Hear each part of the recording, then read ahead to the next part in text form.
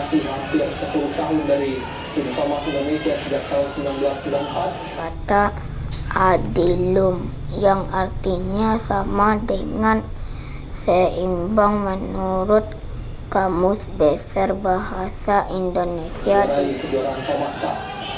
Lalu kita lanjutkan game kedua. Fajar Alfian kepada Heji Ting, 13 sama. artikan tidak berat. Nah, ini. Sebelah tidak. Deh, mati lampu ah. Ambil lilin bang.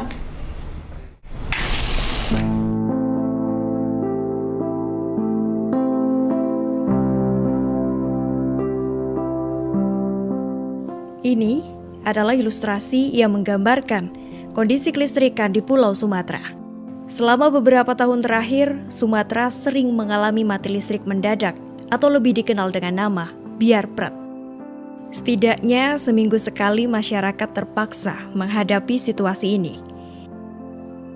Penyebabnya adalah kualitas transmisi listrik Sumatera yang belum memenuhi standar kehandalan. Proses penghantaran dari pembangkit listrik ke gardu-gardu inilah yang menjadi persoalan.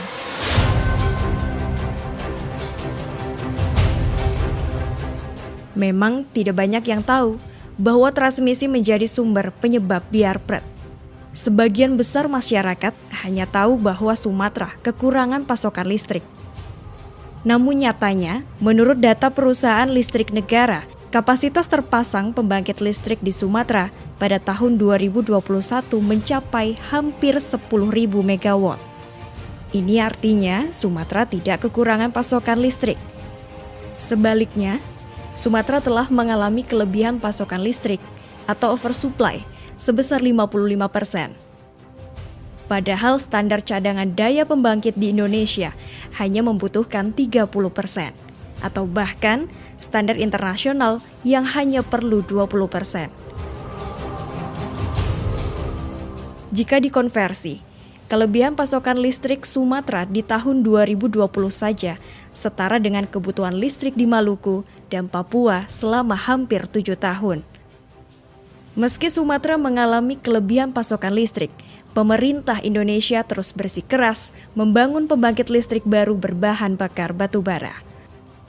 Melalui dukungan investasi asing, Sumatera menjadi target bagi proyek besar industri energi kotor. Ekspansi industri ekstraktif batu bara sedang mengancam Pulau Sumatera dengan dalih mempercepat pertumbuhan ekonomi.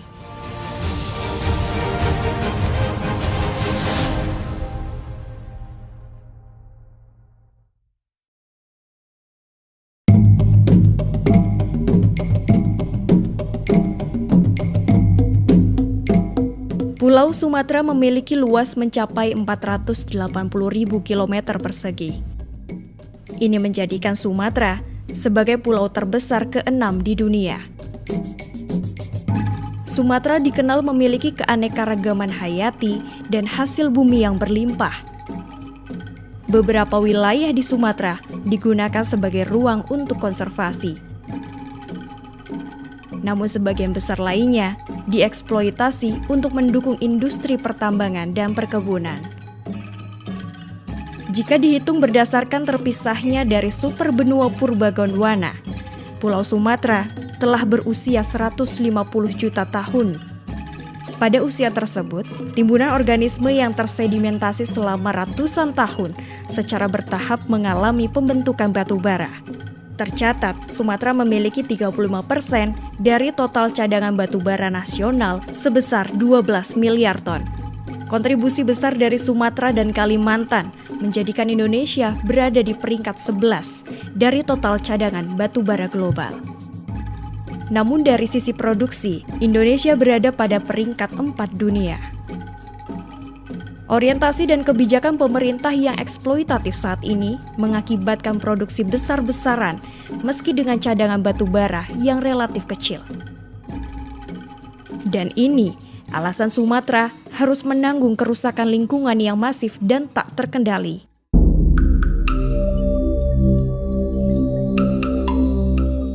Di saat negara lain telah serius meninggalkan batu bara karena berdampak besar bagi lingkungan, Indonesia masih gemar membakar batu bara untuk menyuplai kebutuhan listriknya. Bahkan, proyek ambisius pembangunan energi listrik 35.000 megawatt yang dicetuskan Presiden Joko Widodo masih didominasi oleh pembangkit listrik batu bara. Proyek terbesar berada di Jawa Bali dengan total hampir 19.000 megawatt dan Sumatera mencapai lebih dari 10.000 megawatt. Dengan target tersebut, hingga tahun 2025, Sumatera masih akan ketambahan 17 PLTU baru dengan kapasitas 6.700 megawatt. Pertambangan dianggap sebagai satu-satunya cara meningkatkan nilai ekonomi dari batu bara. Konsepnya, rugi jika tak dieksploitasi. Padahal, jika batu bara tak dikeruk dan didiamkan di dalam tanah, bentang alam yang sehat memiliki fungsi ekologis yang tak bernilai harganya. Dengan kondisi krisis iklim yang kian masif, batu bara tetap harus dibiarkan di dalam tanah.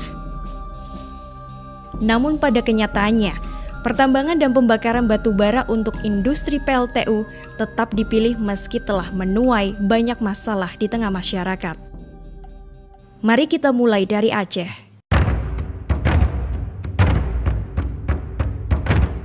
Kehadiran PLTU pada tahun 2014 telah banyak mengubah tatanan kehidupan masyarakat di Desa Suok Puntong, Kabupaten Nagan Raya. Sejak berdirinya PLTU di sekitar pemukiman warga, konflik pun terjadi. Dengan kapasitas 220 megawatt, aktivitas PLTU telah mengganggu kehidupan warga sekitar. Terutama bising suara pabrik dan abu hasil pembakaran batu bara yang menghujani pemukiman warga.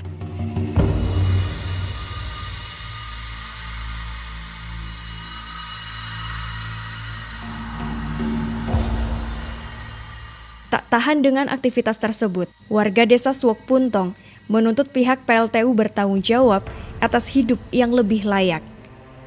Sehingga pada tahun 2018, masyarakat mengajukan hak ganti rugi atas tanah dan bangunan. 2 tahun kemudian, tuntutan ditepati secara bertahap. Itu pun setelah warga melakukan lebih dari 17 kali aksi penolakan.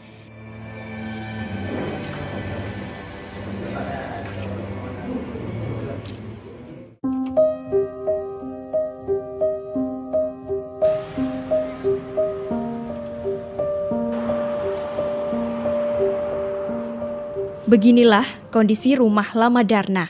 Baru 4 bulan ditinggalkan, abu hasil pembakaran batu bara telah menutupi seisi rumah. Darna khawatir akan kesehatan keluarganya jika bertahan di rumah ini. Ia memutuskan untuk pindah menjauh dari PLTU Nagan Raya. Uang ganti rugi sebesar 500 juta rupiah ia gunakan untuk membangun kehidupan baru. Tapi kalau menurut kami pikir, kami masyarakat, kalau harga itu memang nggak ada sewajarnya.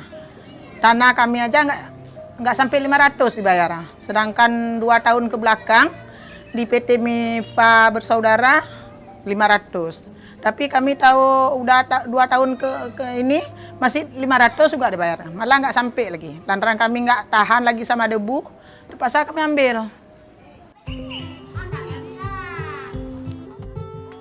Kini, Darna dan warga lainnya sudah pindah ke lokasi yang lebih nyaman. Suara bising dan abu PLTU telah hilang. Namun, mata pencaharian sebagai penjual makanan juga turut hilang.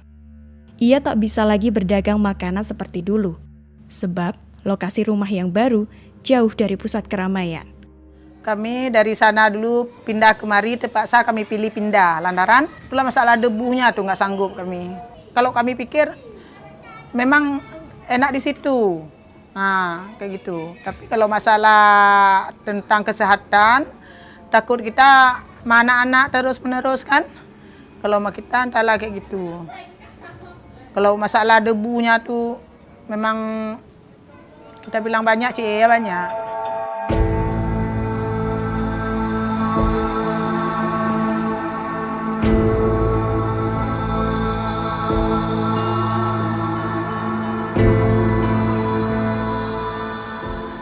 Tidak semua warga dapat keistimewaan untuk menjauh dari abu PLTU. Dari 65 kepala keluarga yang mengajukan hak ganti rugi, 3 diantaranya belum terselesaikan. Salah satunya, Nidar. Ia belum menerima uang ganti rugi. Sebab harga yang ditawarkan PLTU jauh dari rata-rata harga tanah di wilayahnya. Karena tidak cocok harganya. Kalau kita beli tempat lain mungkin tidak dapat lagi. Dapat beli tanah, tidak dapat bikin rumah, sama aja. Nidar tak punya banyak pilihan. Di tengah hujan abu setiap hari, ia terpaksa bertahan dengan hasil jualan makanan yang terus menurun. Jika sebelum ada PLTU, ia bisa meraup keuntungan 1 juta rupiah per hari, kini ia harus cukup dengan pendapatan harian 200.000 rupiah. Tampaknya ya mengganggu lah. Merepotkan menyapu meja sebentar-bentar. Sebagai pedagang makanan, Salbiah juga menghadapi hal yang sama. Ia sadar bahwa abu tebal jadi alasan warung baksonya sepi pembeli.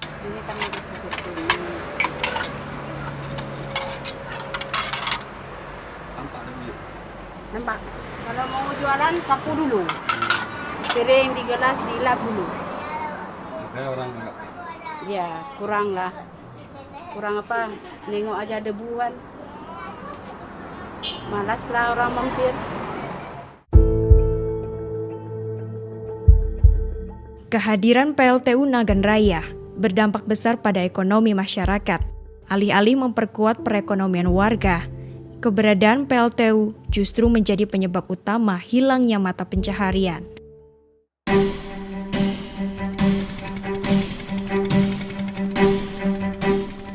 Jika abu jadi penyebab Nidar dan Salbiah kehilangan pendapatan, air bahang yang dibuang oleh PLTU Pangkalan Susu di Sumatera Utara menyebabkan Dedi berhenti jadi nelayan. Dedi tak bisa lagi menggantungkan hidupnya dari hasil laut.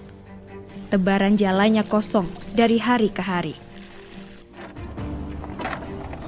Alhamdulillah, penghasilan saya bisa menghidupi 3 keluarga, Bu.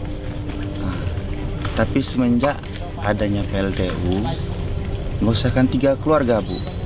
1 keluarga saja pun sudah cukup.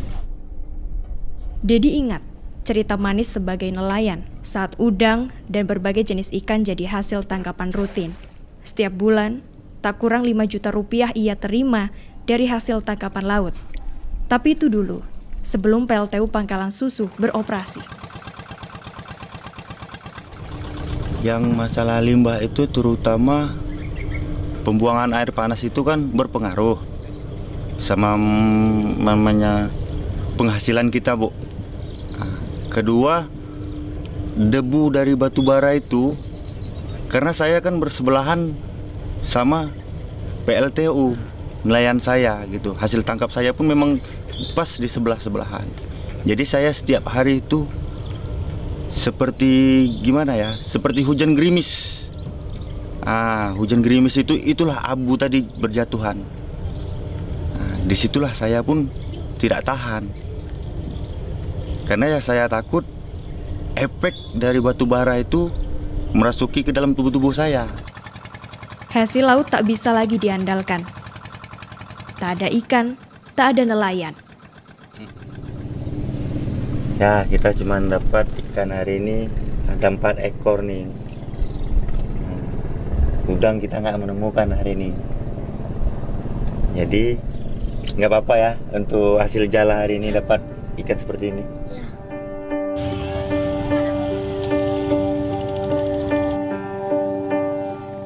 Kini, kehidupan nelayan di Desa Seisyur, Kecamatan Pangkalan Susu, Kabupaten Langkat, Sumatera Utara, semakin sulit.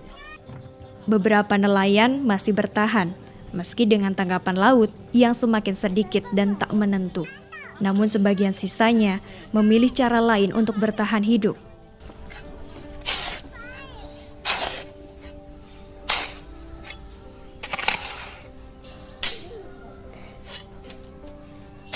Dedi tak berani ambil resiko dengan bertahan sebagai nelayan. Ia terpaksa mengganti jalannya dengan pacul.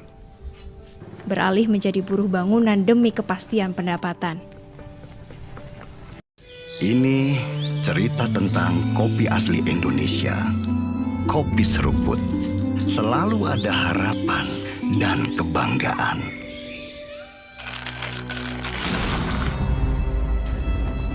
Baru kopi seruput. Si manis aren, susu tulen. Cita rasa original kopi Indonesia. Kopi seruput. Mari seruput. Daya baru dengan formula bersih higienis. Hilangkan kotoran dalam 30 detik. Warna pakaian cemerlang. Wangi semerbak juga lembut di tangan. Daya baru, bersih dan wangi, asli hebatnya. Lapar. Tuh kan, lapar bikin skip. Minum ABC Sari Kacang Hijau. Pilihan sehat dengan kebaikan alam. 80% kacang hijau asli, tinggi serat, rasanya enak. Cegah lapar, cegah.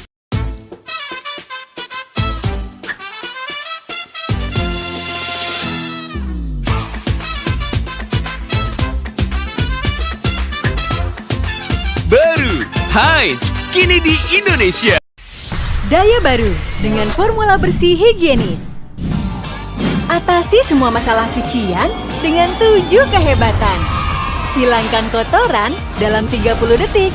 Warna pakaian seperti baru. Ngucek, nggak pakai lama. Tangan halus dan lembut. Wanginya awet banget. Fresh terus, nggak bau apek. Daya baru, bersih dan wangi, anti bau apek. Asli hebatnya. Semenjak saya sudah tidak jadi nelayan lagi, saya menjadi kuli bangunan. Saya merantau. Karena semenjak adanya PLTU itu memang hidup saya memang sengsara sudah. Karena penghasilan laut pun memang sudah tidak ada. Itulah saya memutuskan, makanya merantaulah menjadi kuli bangunan. Merantaunya pun ke Aceh. Tahan saya meninggalkan anak istri saya. Demi menghidupi orang itu, saya relalah berpisah sama keluarga. Apakah di PLTU itu bahan bakunya tidak bisa diganti selain dari batu bara? Misalnya, kita kan bisa menggunakan seperti kincir angin melalui dari laut, matahari. Semua itu kan bisa. Kondisi ekonomi Dedi yang semakin terpuruk tentu berimbas juga pada peranan istri. Agustina terpaksa bekerja ekstra untuk membantu suaminya memperbaiki kondisi ekonomi. Di sela-sela waktu mendidik dan membesarkan anaknya, ia bekerja serabutan sebagai buruh cuci dan buruh tani. Assalamualaikum. Mau nyuci, Bu?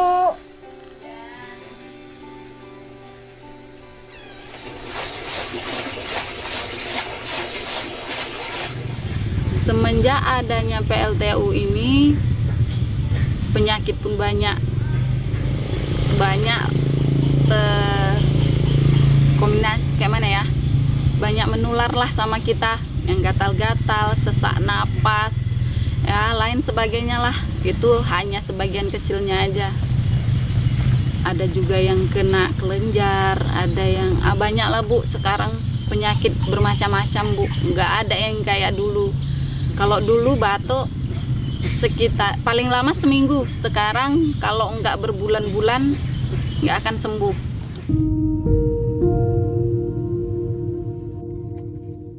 Yang diceritakan Agustina persis seperti yang dialami oleh Yanti. Sudah setahun terakhir Yanti mengalami hipertiroid. Hipertiroid adalah kondisi saat kelenjar tiroid memproduksi terlalu banyak hormon tiroksin. Ini menyebabkan gangguan pada pernafasan. Memang, belum ada penelitian khusus yang menghubungkan hipertiroid dengan efek pembakaran batu bara. Namun Yanti yakin, sebelum PLTU Pangkalan Susu beroperasi, tak ada penyakit seperti ini. Awal-awalnya sesak, jantung berdebar-debar. Sesaknya itu berlebihan, juga berdebar-debarnya itu berlebihan, nggak normal. Ya gimana ya, lemas, tubuh saya nggak bisa apa-apa.